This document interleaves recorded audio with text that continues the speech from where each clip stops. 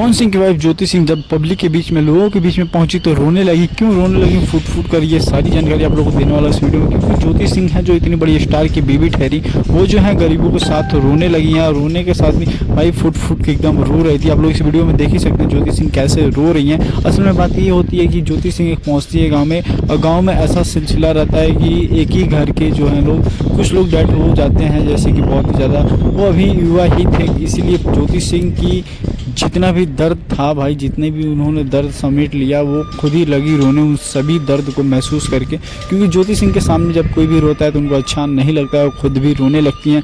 क्यों नहीं रोए, बल्कि एक ऐसी दुर्घटना जो सामने आई है इसीलिए वो रो भी दी और काफ़ी ज़्यादा भावुक भी हुई हैं। तो गाइस मैं बता दूं कि ज्योति सिंह से अच्छा इस टाइम कोई नहीं है, क्योंकि ज्योति सिंह है बहुत ही बेहतरीन है। एक पावर स्टार की बीवी होने के नाते गरीबों की जो है सपोर्ट में खड़ी भी रहती हैं और उन लोगों का दुख दर्द भी समझती हैं। बाकी आप लोगों का क्या विचार है इनके लिए, आप लोग जरूर कमेंट करके बताएं। बाकी हमारे यूट्यूब चैनल पे 3K फैमिली करने के लिए थैंक यू।